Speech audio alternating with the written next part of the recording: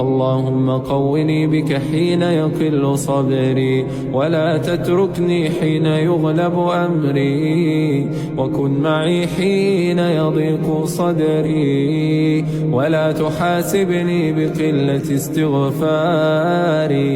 اللهم إنا نعوذ بك من غدر الأصدقاء